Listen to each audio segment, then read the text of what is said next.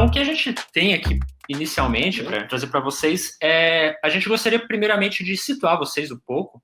Como eu mencionei antes, ciência de dados é um universo muito, muito grande. Então, por isso que a gente trouxe aí alguns convidados para até ajudar também a diferenciar esse campo, né, de ciência de dados e os diferentes cargos que existem nessa área. Que, em geral, os principais cargos, existem outros, mas a gente pode resumir aqui para 4 cargos que mais ou menos se complementam aqui, que é o cientista de dados, que eu vou tentar definir aqui, mas temos também os engenheiros de dados, analistas de dados e engenheiro de machine learning. E antes assim, de eu definir esses cargos, eu vou trazer um pouquinho, então, o processo, né? Por que precisam, né, desses diferentes cargos.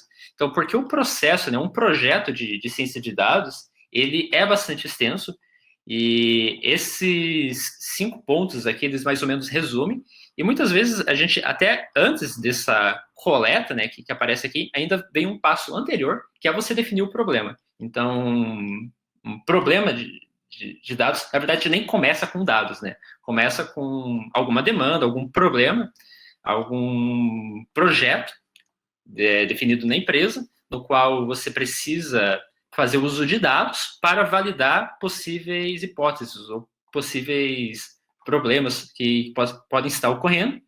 E mais ou menos assim, uma vez definido, né, qual é o projeto, aí o processo em si ele é definido nesses 5 passos aqui, que seria a coleta dos dados.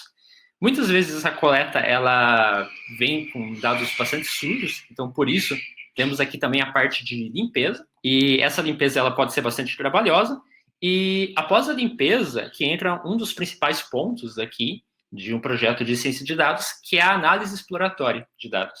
E nessa análise que você está, de fato, entendendo o que há nesses dados, e transformando esses dados em informações. E muitas vezes, apenas você transformar dados em informações não é o suficiente. Às vezes há também uma demanda de você modelar tendências, tentar prever o futuro a partir dos dados que você tem. E é aqui que entra essa parte de modelagem, ou hoje em dia um campo, né, muito popular, que se chama machine learning. Então, machine learning é mais voltado, então, para você montar modelos preditivos a partir dos dados, mas sempre ele entra em conjunto com essa parte de análise exploratória.